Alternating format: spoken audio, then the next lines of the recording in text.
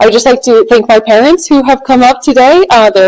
They're my very first readers, right? And the reason that I caused so much trouble. There you go. I want to thank you all. I grew up in Los Alamos, and I see very familiar faces here. Hello, nice to see you all. It's good to be back. I just want to thank you as a civics organization. It's so important what you do. Your voter guide was valuable to me, not only as a reporter at the San New Mexican, but as a template for what I used in western Nebraska when I ran elections there. And because they had never done a full comprehensive voter guide on all elections before in the same way for 13 counties in the panhandle and 3 in eastern Wyoming. So this stuff was, this is what you do is important, and the resources that you create had impacts far beyond maybe what you expected. So I just want to remind you that as I start telling a little bit about my story and offer a chance for you to ask some questions about what we think journalism means in this time. As my mom will probably attest, I've always had a problem with authority. But I started my journalism career in Albuquerque, New Mexico at the Daily Lobo. I had done an internship prior to that in DC during the fall of 2016, which, to say the least, was a very difficult time to be doing elections reporting as a pup in my khakis from Bell's, rest in peace. So I felt very out of sorts. I felt very disconnected from what I thought was maybe important about journalism when I worked in DC. I didn't really know if this was going to be the path for me. However, I came back and I decided to work at my local student newspaper, and I got radicalized on what was important about journalism. And that's 3 key things. It's compassion, it's taking confusing or purposely obscure things and translating them for the public, and it's making a difference. I couldn't stop reporting about the Rio Grande. And I was going to show some of my pictures, but I bought the wrong dongle, and actually I was on deadline before this, and so that's why I'm a little bit, I've always been deadline oriented too, which many will attest to. Thank you to my teachers who continued to give me extensions on papers. But I will say that while being deadline oriented, I found one of the greatest challenges of my reporting isn't the deadlines. It isn't necessarily the stress of the job, though those are 2 very crucial reasons why we're losing so many people. It's not even the business model, which plenty of folks will tell you is some of the reasons that small local newspapers are being shuttered or bought up by vulture companies to extract the wealth out of them, sell them as real estate, and leave communities without a sense of news and a sense of what is happening in their communities. I will say that the most challenging aspect of journalism right now is that it really feels like there's not enough people to do it. And there's not enough people that want it to be done. And that's not to say you lovely folks who show up to civic engagement, who go to public meetings, who participate and vote. A lot of people currently feel disenfranchised in our system. They're the people who aren't here today, the people who I'm unfortunately not speaking to. And what's really hard about this is that I don't know if I'm getting my message across. But what I'm hoping to understand from y'all is what journalism can do better, because what we are doing is changing. It's, 1, getting smaller. The number of journalists. Journalism has seen the same number of layoffs that the coal mining industry has seen. In fact, actually at a larger rate. I'm talking about the number of newspapers that have shuttered in this country since 2007. More than half of communities no longer have a local newspaper. And in New Mexico, what we're seeing is almost worse. We're seeing these things called ghost papers. It's something that we saw in Rio Grande, a place that I reported on the ground and saw the devastating effects of climate change. When people's homes were swept away, when 2 children died in devastating floods. They didn't have a newspaper. They have a newspaper, but no one works there, and hasn't since 2019. It's owned by Gannett, and instead makes money off of the legals that county officials need to put into the newspaper and advertising revenue. They still run ads. They pick up information from USA Today. They pick it up from the 2 reporters remaining at the newspaper in Las Cruces, the second largest city in New Mexico. And they publish a ghost paper. Now, to me, it feels like there's a big problem with that. It feels like a community that is being told that they have a newspaper that no one will ever work for. There's a job posting, for example, that lists the salary between $13 and $15, which living in a ski town is untenable. And if you can tell me anyone who could work in a ski town for $13 to $15, like, I'll show you a horse with wings. So what I'm saying is there are these structural issues that are coming down, and there are personal issues. Do we want to live in a fact-based society? As a journalist, I'm well aware of the power of story. It's what I do. I hold people to account using stories. I traveled 700 miles along the Rio Grande to deliver portraits of normal people and the work that they were doing in environment, despite changing climate, despite odds, and I found important aspects of that. The work is often being done by very few people, whether it's conservation, whether it's elections, whether it's the participating in our institutions. It's done by a very small group of motivated people. It's also needed more than ever. And I look around at my industry, which is being done often by a group of motivated people, but I just see so much where we're falling short for our communities. And that's not necessarily what I want to talk about today, but I think it's something that we need to talk about. Because us failing our communities, whether it's the one I grew up in, not having, a robust media landscape, present company excluded,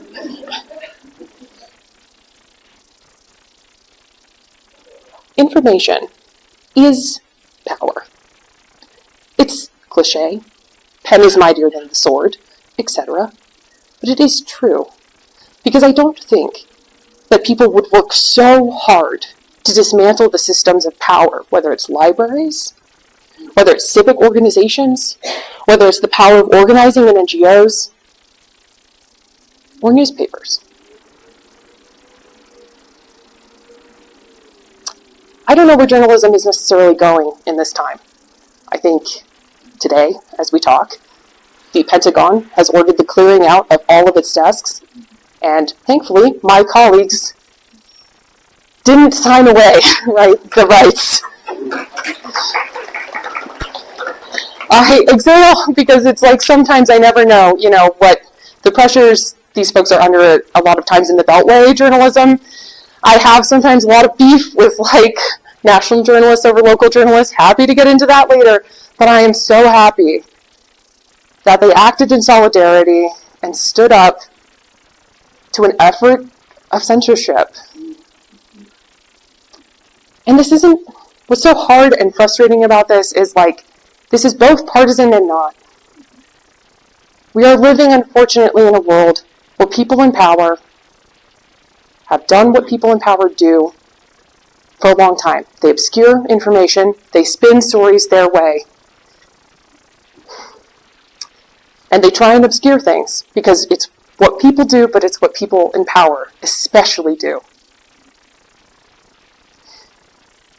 And it's hard in this moment to try and hold people accountable, but this is where you, the public, come in for me. I'm only one fallible person. Ask my editor. One very fallible person.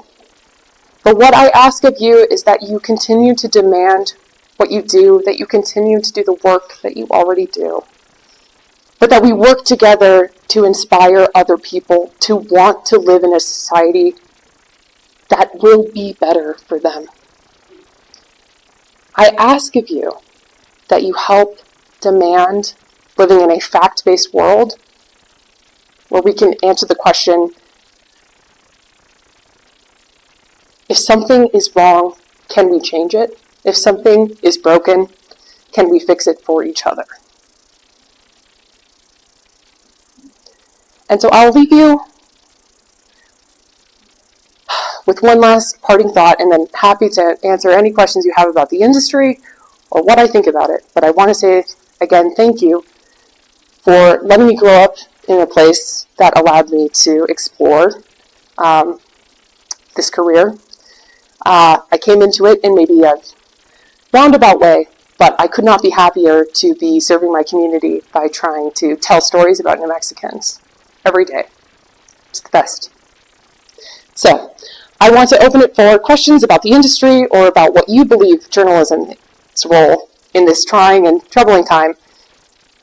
I don't have the answers, but I promise you I'm going to be asking the questions, and I'll try and find out. Thank you.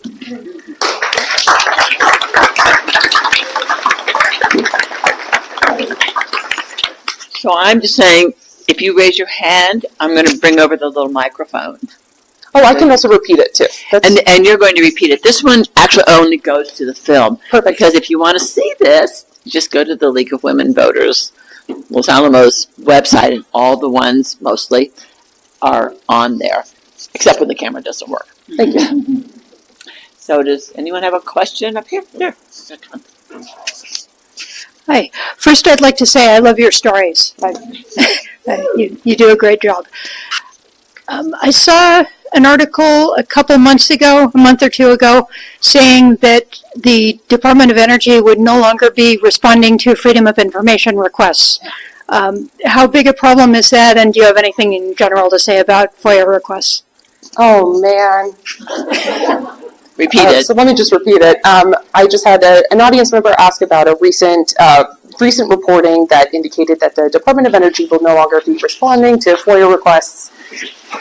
And first things first, obviously I care about FOIA as a journalist, but I want you to understand that you need to care about FOIA because it's your information. Public information is your information. Your tax dollars paid for it. You are owed it. You are entitled to it. And so the fact that the government has a hubris to say, you know what? Nah. I mean, come on. This is, especially living in Los Alamos, the Department of Energy has a lot of say over the money that is spent here and the impacts that will happen at the lab. And so I am not only heavily concerned about the reduction of FOIA and the erosion of it over the past several decades under several administrations to stonewall and slow roll FOIA requests where it's an expectation that you won't receive your documents until months, if not years, after hiring lawyers to do so. It's ridiculous. You shouldn't have to hire a lawyer to get the data that you deserve. And so, yeah, I'm highly concerned about, unfortunately, this latest salvo in eroding public documents. Because, again, public documents, they inform my job, but I know for sure they inform you. And that's why we need them. Thank you. Coming, Tyler.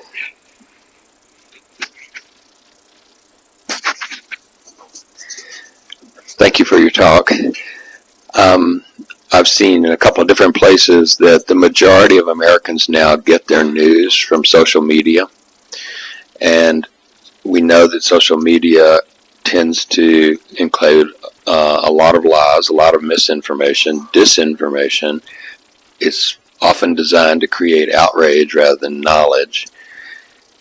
And I think about what has that done to traditional media. And I guess I'm wondering, what are your thoughts on are we in this inexorable slide because social media has so much power in the nation, or is there a way out of this? Fantastic question, so I'm just going to repeat it. The question was asking about social media, its impact on traditional media, if we're in an inexorable slide, noting that social media often contains misinformation, disinformation, and the potential for outrage.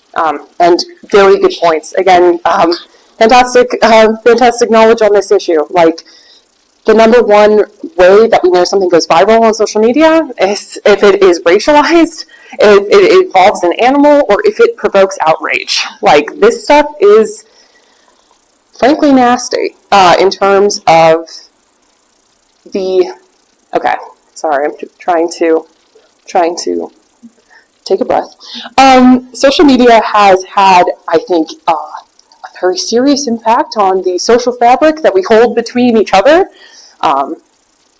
Sometimes maybe I didn't need to know what my Aunt Debbie thought about certain about certain things, but it's showed us this window into not only each other but also into the means of which large companies are trying to control the media ecosphere, like the way that we receive information. Because it's not only people that read newspapers, right? We talk to our friends. That's how a lot of us got news in general. It's not always what you read or see, even on TikTok or YouTube or see on your Facebook feed, but it's what someone's telling you about what they saw.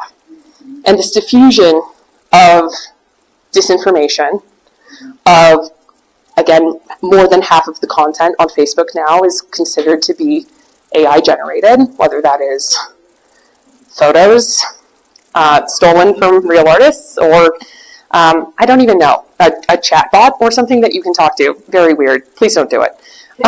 You don't know where that chat is going.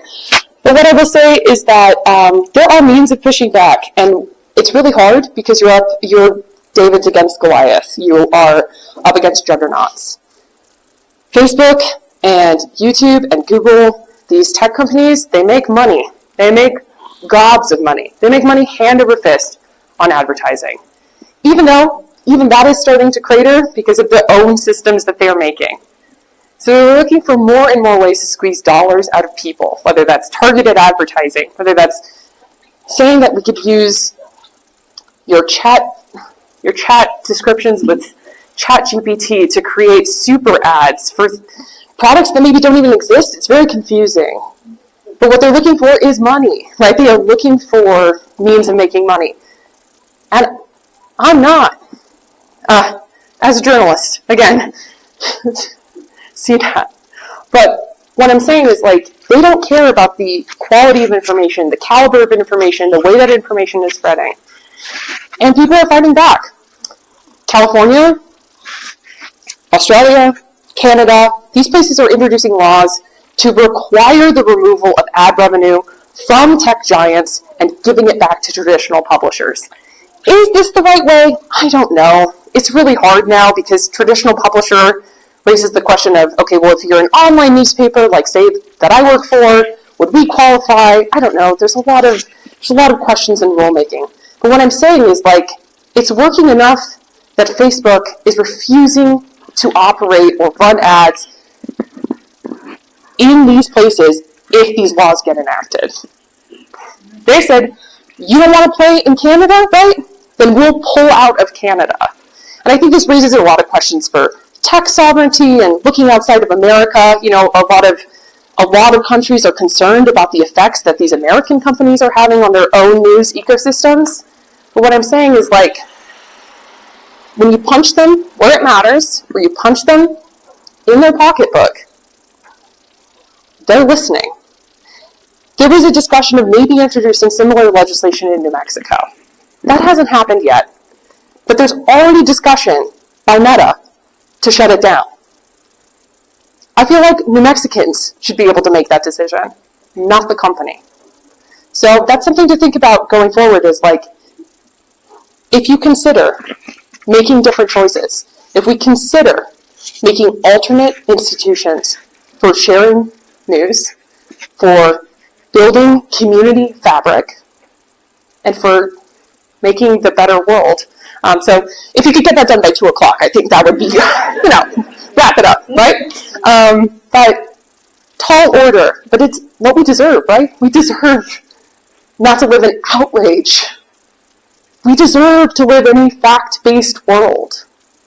We deserve so much more. I'm going to add something, just 1 second, that I think about. First of all, I don't even know how you get on the social media. So, I'm thinking I have to know what the president, well, we'll call him that, of the United States is saying, and I have to wait until someone puts it on television because I don't have whatever he has. I don't know, whatever it's called. And I'm thinking, what is wrong here? I mean, everyone doesn't have that or choose to have it. So that's one comment. And the other is, we do take the Santa Fe New Mexican, and really, oftentimes, we actually know all of what's in there, but I don't care because my feeling is I'm able to support an organization. I send money to United Way and League and, all those different places. So I do subscribe to the Santa Fe New Mexican because I feel like it's my donation to newspapers. So. Thank you. And again, I think you're raising a really important point. So let me just repeat that back, noting that there's a feeling of donating to a newspaper is a means of civic organization. And then also noting that the media landscape is very fractured. The President of the United States decides to post on his own social network that he owns. Do I have to get a Truth Social to understand what the president is saying? And the answer is this fracturing of the media landscape is just one more structural issue that we're facing in terms of getting information to people. I don't think you should have to have a Twitter account to know what journalists are saying. Formerly Twitter. Whatever. I don't think you should have to have an Instagram account to know what your local news is. I'm just saying that we know that people are there, and sometimes we want to create more content for them to help them connect with fact-based living, frankly. What I'm hoping to say, and my concern when talking about the civic fabric and the erosion of civic life, is that having information empowers you to participate in civic life. We know so much that for example, racist coverage at newspapers, I want to point, to the Kansas Star's apology for racist coverage for a long time, and their dedication, right, to reporting in the predominantly black community that had been ignored for a lot of its history as a newspaper. They pointed to knowledge and the understanding that reporting on communities, understanding people, and understanding their lives, and portraying them accurately, and not using stereotypes, and not constantly misusing their stories, frankly, is a means of giving people something back. And what happened is that with the dedication and rededication to covering more stories in Kansas, both in nonprofit news organizations that were established there, and a sort of rededication to changing means of coverage, more candidates started running for office. There's a direct correlation between the amount of corruption in small towns and that town's lack of a newspaper. If you don't know that the volunteer fire department is perhaps misusing funds, then you're not going to change it. We cannot address the issues. People ask me all the time, well, why don't you tell me about solutions? I know, I try. Okay, I'm also one person. Get me an intern. But we cannot address the solutions of these problems without first reckoning with the issues, whatever they may be. We have to clearly and concisely define the issues of our time. And we have to face them before anything will get better. I look at disenfranchised people who do not feel like this system represents them.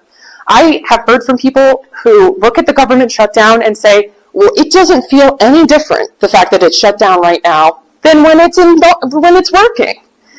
And I can point to data that shows that that is maybe different, right? That I can point to the fact of the matter, that like the federal government not working right now is putting a lot of harm to a lot of people. Potential SNAP losses next month, folks who are out of work and cannot pay their bills, right? Federal inspections halted, these sorts of real tangible issues in American life. But what I can point to is that person feels so disaffected, feels like nothing about their vote, nothing about their ability to change things in their community, nothing about the future that they envision for themselves or their potential children is worth saving, is worth fighting for, is worth changing. And again, add this to the list of things to do by the end of the day today. I would, hurry up on it. But this fragmentation, this inability to reach them, this inability to see how we could build a society together is really hard. And I don't have an answer for how to fix it. But I know that naming the problems of disinformation, naming the problems of disempowering people, telling them their vote doesn't matter, telling them, suppressing the vote, of changing voter laws, right? And talking about things that haven't been seen since Jim Crow, right? I know that these things further that disempowerment.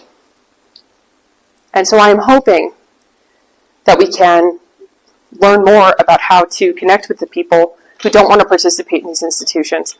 But I also hope that we can build the alternate institutions to do the work that needs to get done. Because people are getting hurt without right now. I'm so sorry. Please go. Yes. So following on your comments with the Kansas paper. Yes. Oh, thank you. Following on with your comments with the Kansas paper, I have tried to support journalism, and then if there's a paper that editors step down because they're being told what they can and can't publish, and then I withdraw my support, but they still have some good journalists doing. I don't know how to find that balance. There are no. So let me repeat that. Speaking to this question of someone trying to support the media where an institution behaves badly, whether it's interference from publishers, but there remain good journalists, or also the cost of buying many subscriptions to newspapers. One person can't do this all. So here's a couple of things. I know one person can't do this all. I know some people will say things like, oh, well, subscribing to a newspaper is less than you pay for Netflix a month, and it's like, yeah, that's still a lot of money right now. I don't know. But my concern is that you are asking the perfect question, and I don't know what we can do. Because as somebody who has worked at institutions who've had bad behaving actors on occasion, or have received, community backlash over fairly, right? Sometimes there's been issues with misreporting, or these concerns that the newspaper is not fairly representing the accurate truth, or is receiving interference from the managers and owners of these papers. And again, my hope is that, I don't know, is the fact, I think that there's a real problem with the fact that someone like Jeff Bezos gets to own the Washington Post, a newspaper that previously used to do very significant, hard-hitting coverage of the labor violations at Amazon, and was continuing to do so until he recently has meddled very hard on their editorial side. And there is a firewall between editorial content and reported content, but the loss and turnover of editors, the appointing of people who worked in tabloid journalism in Britain, which, as we all know, is a very high standard of good fact-based reporting. These things are massively concerning. And I think, again, the most important portion is that, and I don't know how to fix it, really, if I could fix the journalism industry, I would be doing it right now. But what I can say is that, like, it's not fair. And I don't know what the correct answer is all the time. And I know that you deserve better. I'm going to let Eduardo and then to you more, okay? Pardon?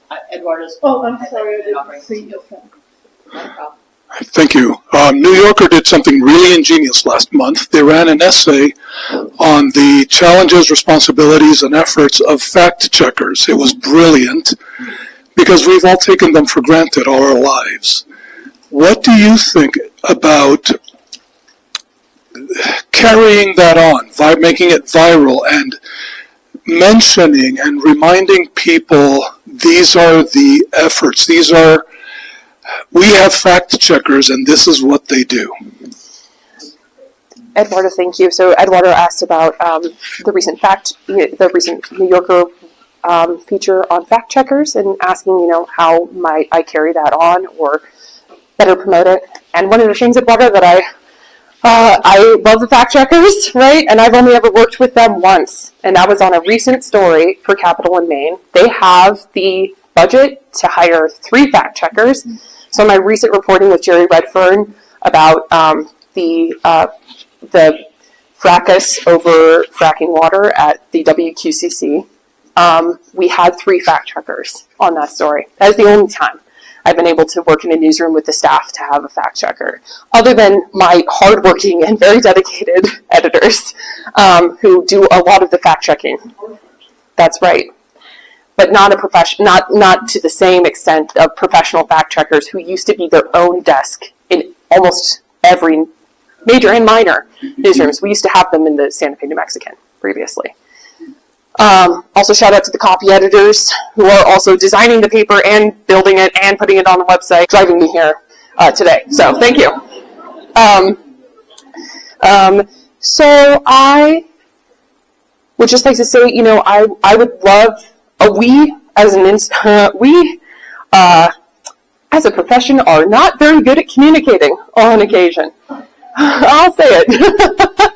As a professional communicator, I think that we have failed in telling the public what our job entails, and we have failed in telling them the dedication and work that is required, and we have failed in making sure that our pipeline is secure and that young journalists are not being exploited by bad newsrooms that want to put them through the meat grinder. And I wish that was a joke. That is the colloquial understanding of what daily journalism is sometimes doing to young people. Insane hours, unrealistic expectations, lots of articles, not a lot of time to do them. So I would like to just say that we have to do a much better job on explaining what a fact checker does, on what a journalist does, on what an editor does, and we need the public support as well to say we deserve these kinds of standards in the information that I'm not only sharing, perhaps on social media, right, but wanting for our communities and gathering around that and saying, we deserve this kind of work, and we want, and we will ensure that it happens. Thank you.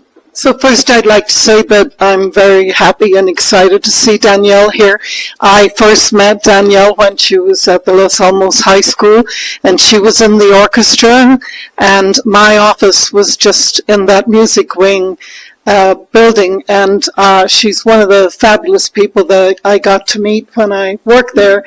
Now I follow her, or I run into her on tours of the lab that we're both invited to, or all kinds of places, and I am so incredibly proud to see what she's doing. I would like to ask her to tell you a little bit about Source New Mexico, and some of you may want to get on their email list where they send you their stories every day. And it doesn't take much time. You can look very easily and see what's offered that day. And some days, I will admit, I just scroll on through, but I always make sure to see if Danielle has something on there. And I'm just fascinated at what she does. So would you mind, Danielle, giving some information on Source New Mexico? Absolutely. So, as I said before, there was some bad news about local news, and there's a tiny bit of good news. Nonprofit news organizations have been replacing a lot of the for-profit newspapers that have shuttered, not at the same rate that they have been shuttering, so sorry about that. So I work for an organization called States Newsroom, which is a nonprofit newsroom dedicated to covering capital state houses.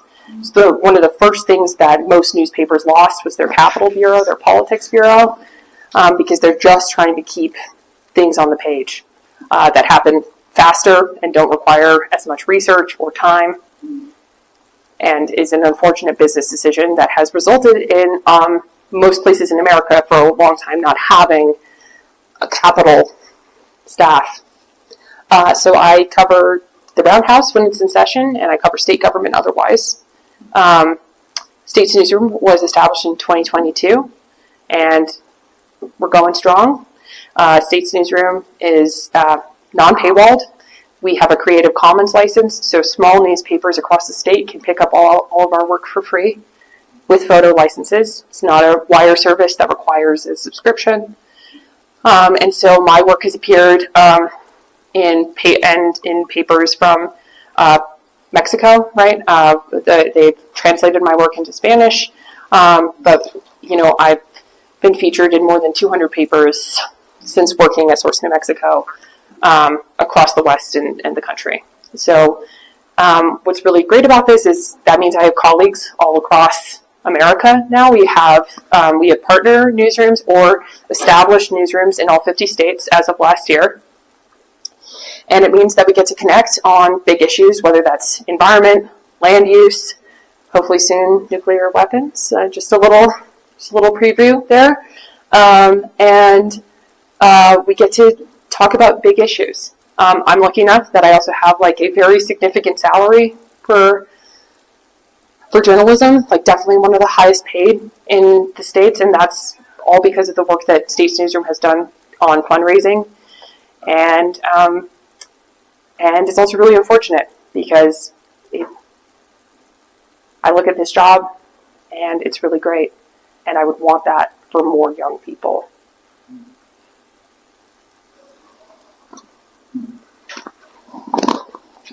Do I see more hands? There, Bob. Okay. Do you need one?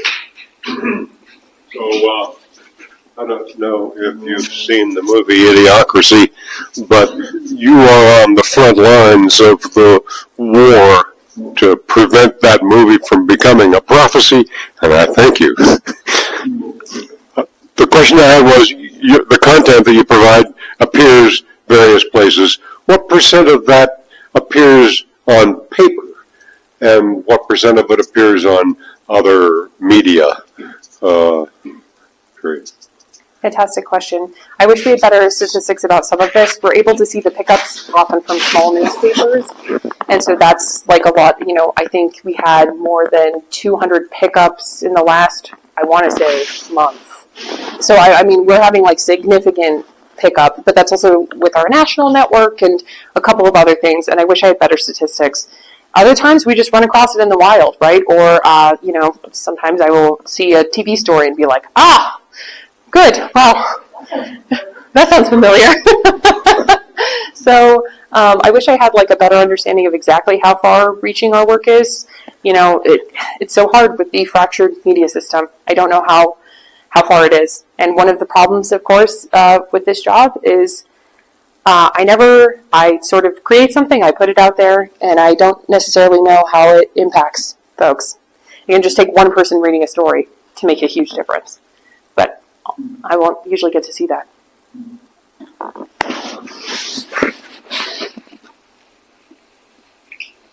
Okay, I'll be back up there in a second. Wanted to make you walk. It's good for me. This is so cute. It seems to me there are two problems structurally with journalism right now. The first is that facts collide with what people want to believe. And I think the hunger for factual information is growing less all the time. reinstituting that interest is going to be a real problem. The other one is that we're now in a situation where you can't believe anything you see, quite literally.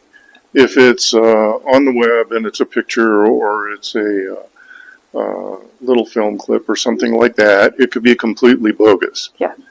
On top of which, many you might consider somewhat reliable sources are printing facts that aren't, which is creating the other half of the problem. It's becoming very, very difficult for people to figure out what might actually relate to reality in what they see either online and actually in print as well these days. Part of my personal solution to this is Mora, because there are some people around that you can pretty much trust to do a very best that they can to get that correct, but I would say that's a very small minority. What do you think about either one of those two problems? Thank you. Please go ahead and get refreshments because I'll be here a while. I want to repeat back the two questions. One of them is this concern about reinstilling this fact-based, this wanting of fact-based information. And the second is this concern that in the online media ecosystem, you cannot believe what you see. And you cannot believe what you see if it's a picture, if it's a tweet from somebody, it could be photoshopped. We used to have the Photoshop problem before, and that is exponentially increased by large language models calling themselves artificial intelligence. I will say this. One of the hard parts about this is I also sometimes don't necessarily agree with the premise that people don't want that they don't want as much fact-based information. I think that a lot of people who do are very loud. I think that they make money off of systems that they benefit from, right? Whether that's social media companies that don't want to be in charge of moderating, they don't want the liability and being in charge of moderating what's on their social media feeds. It's people who would prefer that you not pay attention to what they're doing, which is often people in power, and I would say on both sides of, unfortunately, of the equation. I think one more than the other. But I also think that there is an information issue. We can only take in so much information a day. We're only people. And if the majority of that information gets to be co-opted, right, by your attention, right? It's called the attention economy in big thinking circles. But like truly, you can only ever care about so much. You can only ever consume so much. And the goal of much of the places where you consume these things is to get you to make them money, right? Is to click through ads, is to buy something, right, through affiliate links. I think this is a problem as well in journalism where we're doing things like where larger organizations are, not we, as in State Newsroom, which does not allow sponsored content in any form.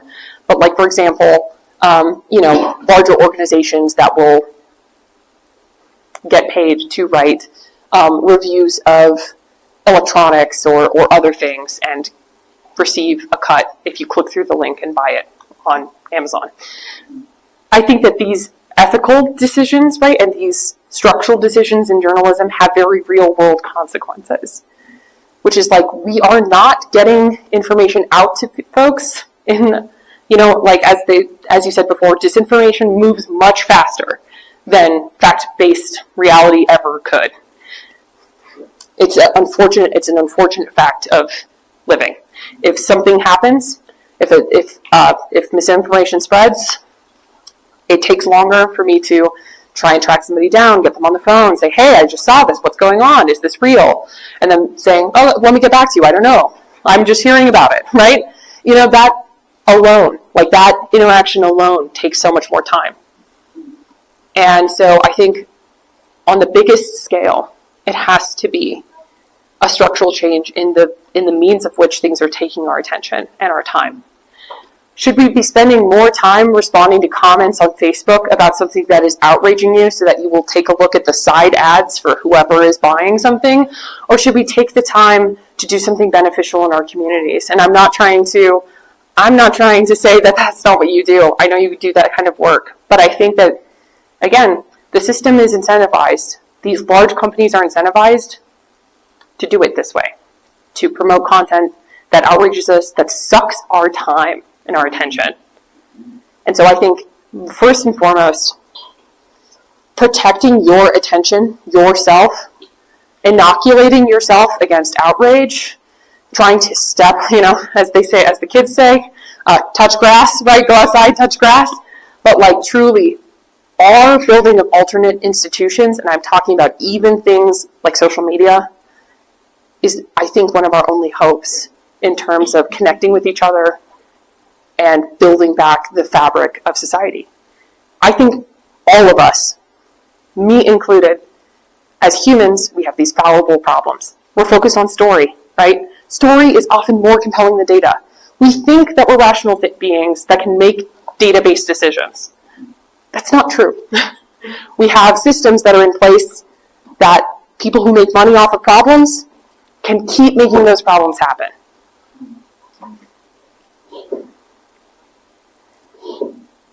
And unfortunately, I think it's up to us to say enough. The public, the people living in it, have to change. And it's not fair. And it will be David up against Goliath every time. But I believe that we deserve better. I hope that answered both of them. Mosman, you can give me a thumbs down. It's okay. You're too kind. First off, thanks for being here. Oh. Appreciate it. I think that one of the causes of the decay of civic engagement is like this obsession with calling everything 50-50, calling everything even, this obsession with neutrality rather than objectivity, not wanting to offend one side of the aisle over the other, so you just say, hey, I can't tell who's right here. How do you discern, neutrality with objectivity? Fantastic. Why don't you ask me an easy or a hard question? I'm so sorry. Okay.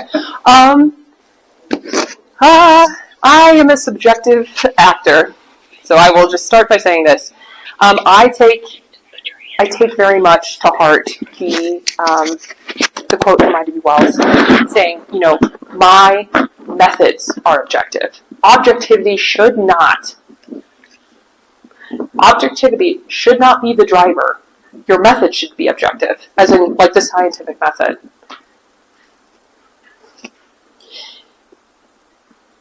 Some of the simple adages out of journalism are, someone says it's sunny, someone says it's raining. It's your job to go outside and find out, right, and see if you get wet.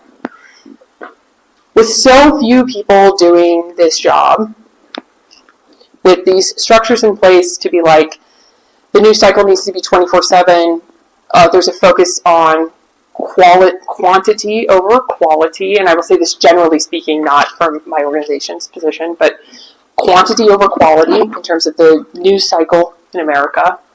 A literal lack of staff doing something. If you're seeing an article, it's sometimes because they're aggregating, which is they're taking the reporting from somewhere else, and then sort of in a terrible game of telephone, making it seem like they did that work and then publishing it, and no one ever talked to anyone. No one picked up the phone. No one looked outside. No one was there.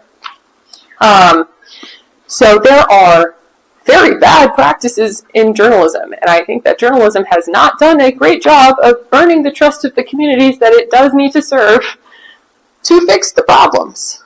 But I will say that there are a lot of young, new journalists who are having an understanding, despite them often being the first ones laid off at their organizations, despite the fact that there are no positions for them to be falling into, that we have a duty to the truth.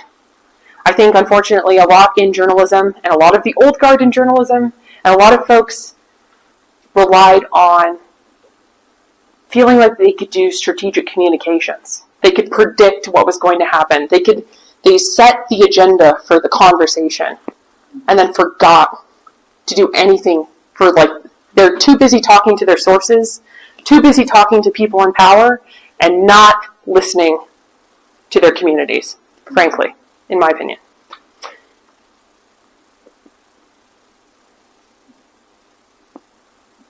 I will always be a subjective actor. I am shaped by my hometown. I'm shaped by the people I grew up with. I'm shaped by the people I talk to. But I am dedicated to finding the objective, to using objective methods to find the truth. I am dedicated to giving everyone a fair shake in talking to, but I will not be paid for, be bought and paid for. And I think one of the issues here is that a lot of the juggernauts of our economies are looking to buy now. They're looking to sell. And they've been doing so for a long time. It was PR firms, right, that did work for big oil companies on climate change, right? Top PR firms doing their crisis communications. For every one journalist, there are 7 public information officers, aka people paid by the institutions to deliver information to you. People whose jobs are at risk if they said something wrong at work. People who are paid to stretch the truth into something resembling maybe an outright lie. We've all read those. Mackenzie, looking at you. So what I'm saying is that when I am saying it is David versus Goliath, I am not kidding. People are willing to buy and pay for the information. And there are not very many of us. And it's not good. And it's not good for us, and it's certainly not good for you. And I wish I could offer a silver bullet, because I would like one. Oh, I'm so sorry. Oh, so sorry. Miss Nancy, sorry. That's okay. She knows me, I'm technologically challenged. So tell me how you go about getting to the source and the state's newsroom. Yep. So that's going to be, I will step aside with you, and I'm happy to help sign you up for the newsletter. Okay. And it is online, and I'm very certain that my father can help you. Oh, he can help me? Yes, Okay. I'm signing up him I for can that. do that. Yep. Signing him up. Sorry. Oh, thank you. Listen. All right. So I am proud to say I was this young lady's Girl Scout leader. So yay, Girl Scouts. Two comment. Well, one comment, one question. Certainly. The value of college newspapers Oh, yeah. in training new journalists. Oh, yeah. That just seems so key. So I'd like to hear a little bit more about your experience. It was the Daily Lobo. That's right. Okay. And then the second is, this is my own personal theory, that the Republicans are trying to take over school boards, because then they eliminate critical thinking skills from the curriculum. So, as a journalist, how do you help come over that deficit? Now, of course, Los Alamos accepted. We do lots of critical thinking stuff here. And so how do you help the deficit of people who just don't have that skill, that critical thinking skill, and then the college newspaper experience? Thank you. I'll repeat that question. She wanted to know a little bit more about the importance of college newspapers and training grounds for journalists and my experience at the Daily Lobo. And then second, this question about school boards and if there's an effort, the effort to remove critical thinking and some of the impacts of that. I'll address the first one first. Daily Lobo was by far the most important proving ground for student journalism. It was imperfect, and that's probably a good thing. It was a place to make mistakes. It was a place to be a real journalist, though.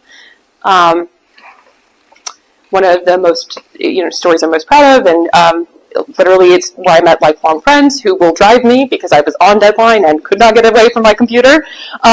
You will meet people who are dedicated and learning this stuff.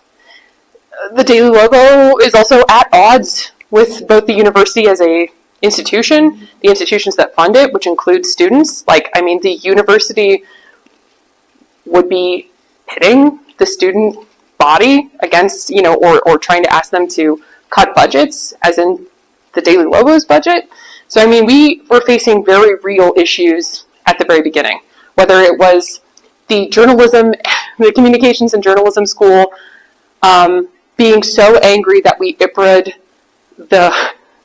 that we asked for the public records of students' complaints because of sexual harassment allegations, that they said that student journalists were, quote, weaponizing IPRA and wanted to teach a better way to use public records. I think there was no better way than asking them and finding out those issues. So we were at odds already with the communications and journalism school. And I will just note that communications comes first, right, in the title, and in, unfortunately, a lot of the schooling out of that. But what I will say is that, student newspapers at the high school level and at the college level, these are real newspapers. And it's a really good way to support the pipeline of young people wanting to do this work. Because I would have never have fallen in love with journalism after my experience in DC. I would have never understood that I could report on issues that my community cared about. That we could write a story about improper abuses by coaches, right, of student athletes. That we could uncover big money at the university. This stuff was so crucial. And so I will say again, there's a lot of stress at a student newspaper, and I think we're putting too much stress on those kids. Full stop. Journalism is stressful, very, very stressful job. And I will just point again to another statistic there, that again, journalists are in the top 10 at risk for suicide. This stuff can take a real big toll, whether it's being a semi-public figure, whether it's the criticism that you get from, often well-deserved criticism for messing up on the news, or just the day in and day out of hearing horrible things that can happen in your community and not feeling like you're doing something about it. So supporting, making real life supports, especially for our young and most vulnerable journalists, is critical. In fact, student journalists were facing such high rates, there were 2 suicides at one student newspaper, that they've made their own organization dedicated to preventing suicide among young journalists. So this is a real problem. And I am hopeful that interested community members and folks that want to live in a better world and make a difference can support these things and give, these folks the structure and the benefits of real jobs afterwards and support right now for these kinds of stressors, especially when they're going through full-time school. These kids are doing full-time jobs on top of full-time school, and it's tough on them. So I just want to state that for the record. It was very valuable to me. It was so important. The burnout's real, and I want to stop the burnout for not just my colleagues, but for making a better system for kids coming in behind me.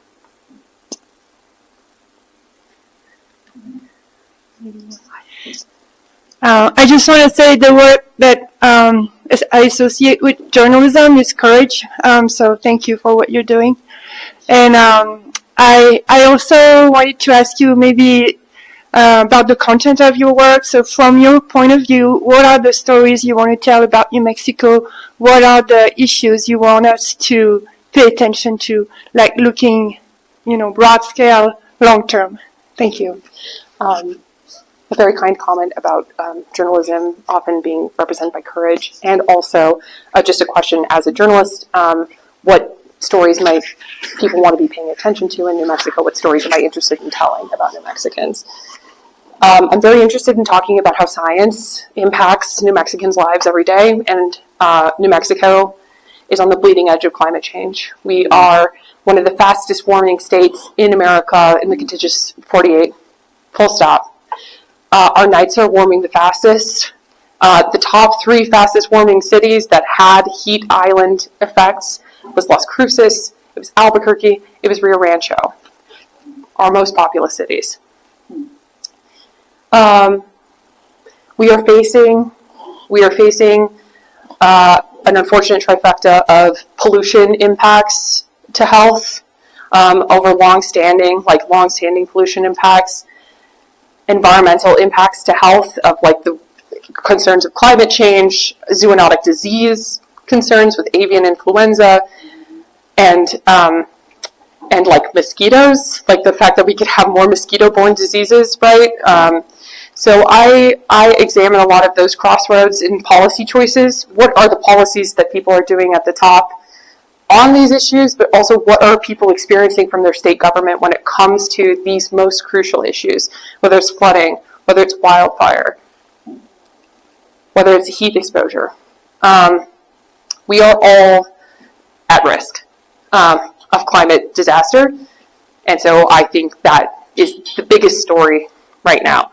I then have to cover other things, but I'm so interested in telling the stories of New Mexicans that are doing the work every day, and the work can be all kinds of things.